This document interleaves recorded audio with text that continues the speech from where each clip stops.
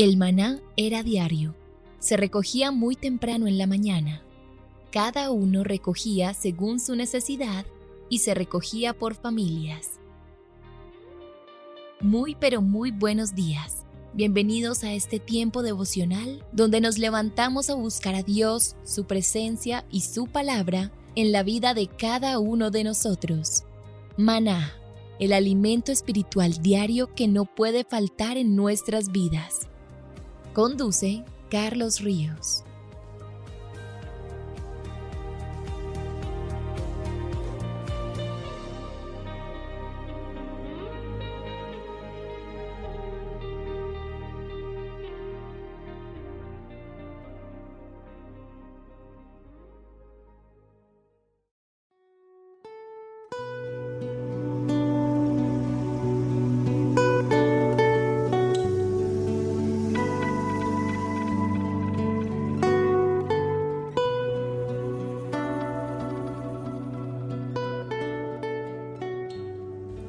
Toma tu agenda devocional Maná.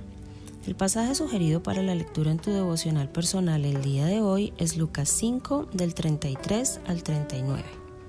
Piensa en prácticas, pensamientos o paradigmas del pasado que no te dejan vivir el Evangelio con libertad. Ahora ora al Espíritu Santo para que te ayude a caminar de su mano en la verdad. Te invitamos ahora a que respondas las preguntas que encuentras en tu agenda que te llevarán a conocer cada vez más a Dios y crecer en tu vida espiritual. Al final de cada semana encontrarás las respuestas en nuestras redes sociales, Instagram y Facebook.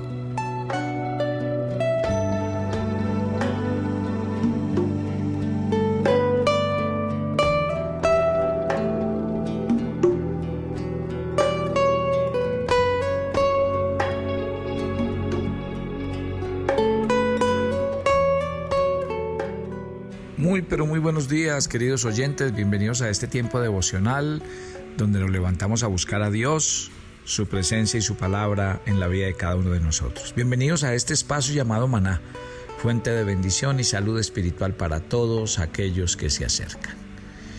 Llegamos al segundo libro de Samuel en el capítulo 8, ya que estamos hablando del rey David.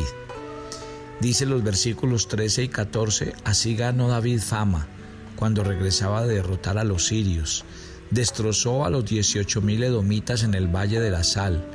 Además puso guarnición en Edom. Por todo Edom puso guarnición y todos los edomitas quedaron sometidos a David y el Señor dio la victoria a David y por donde quiera que fue. La consolidación del poder de David como monarca de los reinos de Judá e Israel fue un proceso lento que debe haber tomado años. Las narraciones bíblicas no indican la extensión del período, pero presentan el proceso en por lo menos 3 etapas de importancia. Vamos a estudiarlas. La primera se relaciona con una serie de triunfos y conquistas militares al comienzo de su monarquía. Se preparó el camino para la implantación de una administración estable y definida. Son triunfos que ponen una vez más de manifiesto su capacidad política y militar, que a su vez son evaluados desde la perspectiva teológica como producto de la intervención de Dios. Luego se hicieron realidad esas victorias iniciales. Los pasajes de la Escritura ponen de relieve la narración del oráculo de Natán, que marca un extraordinario hito histórico, no solo en las monarquías de David y Salomón, sino en la vida del pueblo de Israel de forma permanente. Esa profecía que dio el profeta era una forma de afirmar el trono de David de forma perpetua. Era una manera de manifestar un claro y decidido apoyo divino al monarca. Era una forma pública e inequívoca de recibir la aprobación del Señor. Posteriormente, el reino de David se hace cada día más estable y permanente con una segunda serie de triunfos militares y reconocimientos. Vamos a mirar el segundo libro de Samuel capítulo 8 y vamos a ver. Miren y verán los triunfos que aparecen en este capítulo. Aquí se hacen estos triunfos, hacen que las fronteras de su dominio y particularmente de sus influencias aumenten de forma considerable. En efecto, de acuerdo con las narraciones de la Biblia, David, que desde su niñez estaba ungido por Dios, llegó al poder de los reinos de Judá e Israel y organizó un proyecto político cuyas fronteras sobrepasaron las aspiraciones y los sueños del rey Saúl y también de sus predecesores. Fue David quien transformó la vida de dos estados casi independientes y no muy grandes ni desarrollados en una institución política, nacional, bien organizada, que le ayudó considerablemente a expandir sus fronteras.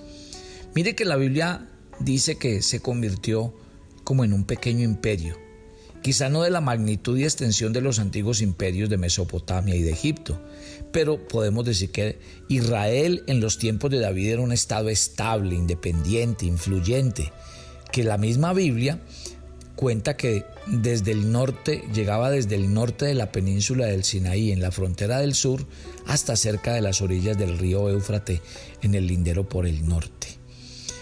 Según el texto, la expansión del reino fue continua, fue considerable y además fue firme. La Biblia, en el libro de Samuel, presenta la ideología oficial del Estado. Afirma que David fue un conquistador y vencedor por la gracia de Dios y obviamente por el favor que Dios tenía hacia su pueblo. Luego que David venció a los ejércitos filisteos, y debe ser una alusión a las narraciones de la guerra anterior, porque si usted lo lee, según el texto bíblico, dice que tomaron a Meted Ama.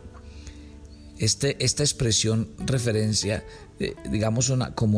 es algo difícil de comprender la traducción, pues no se sabe con seguridad si se trataba de un lugar que previamente no nos era conocido, en donde los filisteos tenían hegemonía, o si se trataba más bien de algún tipo de trofeo de guerra, pues Meteg se relaciona con caballos y Ama es como un conducto de agua. Algún escritor decía que se trataba de un objeto preciado para los filisteos que David tomó como botín de la guerra, pero en cualquiera de los casos el triunfo de los ejércitos de Israel fue definitivo y contundente. Vamos a mirar en este segundo libro de Samuel cómo el segundo país vencido y a quien se le hace pagar tributos, según el relato de la Biblia, fue Moab. Mire lo que dice el versículo 2 de 2 de Samuel 8, cuya relación histórica con Israel era tradicionalmente tensa y en ocasiones de confrontación. Recuerden que respecto a Moab, no podemos pasar por alto que David era descendiente de una mujer moabita y que en sus crisis con Saúl fue el rey de Moab quien le brindó asilo y albergue al papá y a la mamá de David. ¿Se acuerdan? Eso lo leímos en el primer libro de Samuel 22. Quizás la actitud tan cruel de David contra este pueblo se fundamentaba en que una vez llegó al reino y comenzaron los procesos de consolidación a nivel político, a nivel administrativo y militar, los moabitas interpretaron esas decisiones y políticas como una amenaza para ellos. En la comprensión precisa de los gestos militares que se narran en estas historias, a veces tienen que remitirse uno a la historia para ver todas esas cosas que ellos hacían como tradición. Soba es el próximo pueblo vencido, y ese aparece en el segundo libro de Samuel 10, del 6 al 8. ¿Por qué era significativo el reino arameo ubicado al noreste de Israel y al norte de Damasco? Porque allí se constituía la monarquía dominante más importante de la Mesopotamia. David los derrotó y cuando el rey Hadad-Ezer trataba de recuperar sus territorios alrededor del río Éufrates, vino aquella gran victoria. Podríamos decir que esa falta de seguridad local y nacional fue uno de los factores de importancia para los ejércitos de Israel, que los derrotaron de forma tan decisiva.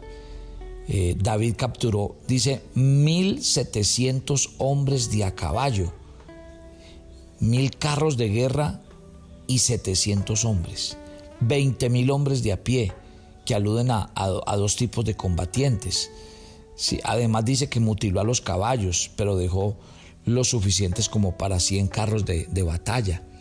O sea que la crueldad adicional contra los caballos quizás se deba a que tradicionalmente los ejércitos de Israel, por pelear en las montañas, no utilizaban los caballos en sus guerras. Sin embargo, que dejaron algunos de ellos sin mutilar podríamos decir como una indicación de que comenzaban a utilizar la caballería en sus campañas militares.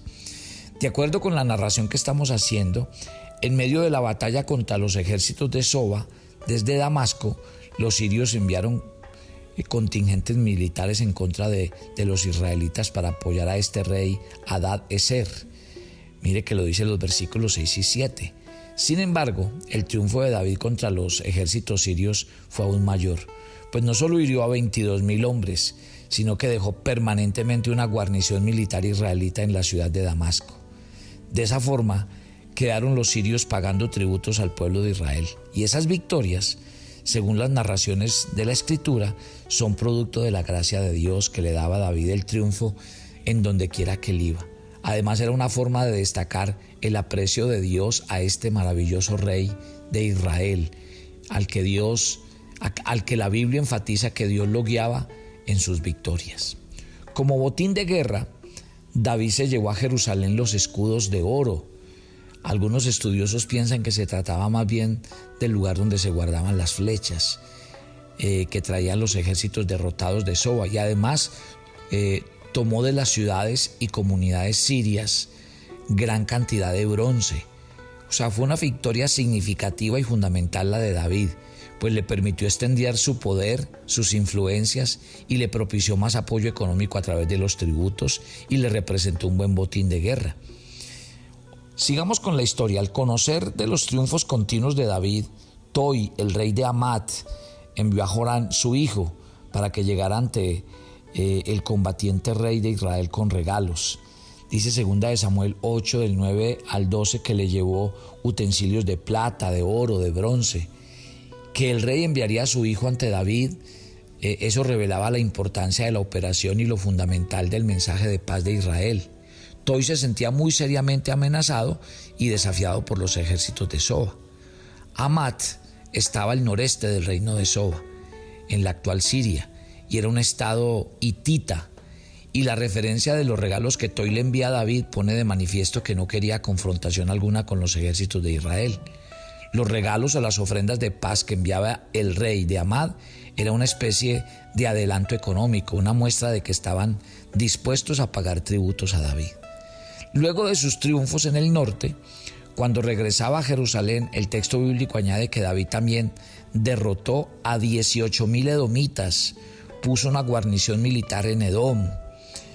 De esa forma David aseguró las tierras que estaban ubicadas al este de las fronteras, y cada victoria que Dios le daba a David le brindaba a su reino un sentido de seguridad y de hegemonía también aún económico. Mire que en 2 de Samuel 8, del 13 al 14, que es el texto que estamos leyendo hoy, David dedicó todos los botines de guerra al Señor.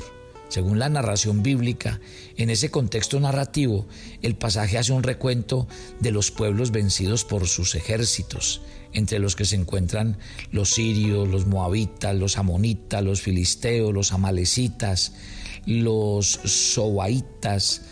Esos triunfos le ganaron fama internacional a David, pero en el texto él afirma una vez más que esas victorias eran producto de Dios, del respaldo de Dios sobre su vida. La sección final de esta narración del capítulo 8 que estamos leyendo de 2 de Samuel nos habla de las extensiones de su influencia política, militar y económica, que concluye con una lista significativa de los oficiales encargados de administrar su gobierno. Mire que lo dice los versículos 15 al 18. Los nombres de estos funcionarios de Estado eran importantes junto a las responsabilidades que tenían, porque revelan a juicio de los autores estudiosos de la Biblia que las personas que constituían el gabinete del rey formaban parte del círculo íntimo de la burocracia de la monarquía y representaban a las personas que se encargaban de mantener la estabilidad del reino de David. Miren qué interesante, cómo me encanta a mí, y muchos me han escrito que les encanta la historia bíblica. Mire, estamos estudiando la vida de David, uno de los mejores reyes que tiene Israel, pero también a la vez tenemos la posibilidad de estudiar todo este proceso histórico, cómo se ganó Israel, la Israel que hoy existe. Increíble, ¿no? Acuérdese que el comandante del ejército israelita era Joab, era sobrino de David, y se había distinguido por sus ejecutorias militares y actos heroicos. Él era un general valiente, rudo, en ocasiones hasta brutal. Josafat, hijo de Ahilud, era el cronista, y dice que la palabra hebrea traducida en ese pasaje como cronista transmite la idea de alguien que recuerda o que mantiene las memorias del gobierno. En la importante esfera religiosa, dentro de todas estas personas, mire, nos están primero mencionando a los generales, a los relatores, pero también se habla en ese grupo de personas que estamos mencionando a los de la esfera religiosa. David tenía a Sadoc, hijo de Ahitob, y también a Ahimelech, hijo de Abiatar. Eran los sacerdotes encargados no solo de las cuestiones litúrgicas y del culto, sino de interceder ante Dios por el rey y transmitirle al monarca la voluntad de Dios. Era de singular importancia este hombre llamado Sadoc, porque era descendiente de Eleazar, hijo de Aarón, que permaneció fiel a David a través de los años y que con el tiempo también ungió a Salomón su hijo como el sucesor de David y el nuevo rey de Israel. También se habla de Serarías, que era escriba y que en este caso posiblemente se trataba del oficial del reino encargado de las traducciones de documentos oficiales. Esa persona también tenía responsabilidades de asesoría diplomática. En la lista se habla de Banaán, hijo de Joiada, que según el relato bíblico era el jefe de los cereteos y peleteos, que era el grupo élite de la milicia de David. Aunque todos esos grupos comenzaron como mercenarios, cuando huían de Saúl, con el tiempo se convirtieron en su más fiel guardia personal y constituían el sector armado más cercano al rey David. Además eran personas que lo habían acompañado por años, que le habían demostrado lealtad, y ambos grupos estaban históricamente relacionados con los llamados pueblos del mar. Y el último grupo identificado en este segundo libro de Samuel, capítulo 8, habla de la administración central de David, que son sus hijos, que servían como príncipes. La Reina Valera los llama ministros, en la nueva versión internacional sencillamente sacerdotes, pero de acuerdo con el texto hebreo, las responsabilidades oficiales como príncipes o ministros de los hijos de David entre los sacerdotes ubicaba a sus familiares en el centro mismo de la actividad religiosa del pueblo, y esa presencia militar podía ser un elemento disuasivo en el caso de rebeliones internas. ¿Qué puedo sacar yo como conclusión para que oremos esta mañana? Porque me parece muy interesante. Sobre todo, empezamos hablando, este capítulo de 2 de Samuel 8 es muy importante porque nos habló de todas las conquistas que hizo David, cómo extendió sus territorios, cómo le dio la victoria sobre muchos pueblos y naciones, cómo conquistó reinos, armas, logró pueblos que le dieran tributo. O sea, Israel se empezó a fortalecer desde el punto de vista administrativo, económico, de guerra, político. O sea, el respaldo de Dios era total. Y hay algo que no me parece casual, y es la sabiduría de David. David se hizo rodear de gente muy fiel. David tenía una característica como rey, y es que David era un hombre muy entregado. Él amaba al Señor, él era apasionado por Dios, y él se rodeó de gente igual y creó un verdadero equipo. Por eso les mencioné todos los nombres de los que aparecen aquí, porque en su equipo él tiene, militares de alto rango y muy fieles a David, redactores, escribas, pero también tenía gente en la parte espiritual, sacerdotes que le eran fiel, que oraban, que intercedían y que le traían mensajes de Dios. ¿Usted imagina qué belleza? O sea, aquí podríamos decir que el gobierno bíblico, verá que uno no puede caer, mi querida familia, en el fanatismo. Aquí hay elementos importantes. David era un rey, pero era un rey que además de orar, de confiar en Dios y de saber que su respaldo y sus victorias venían de Dios, también estaba muy bien asesorado, muy bien acompañado. La gente que lo acompañaba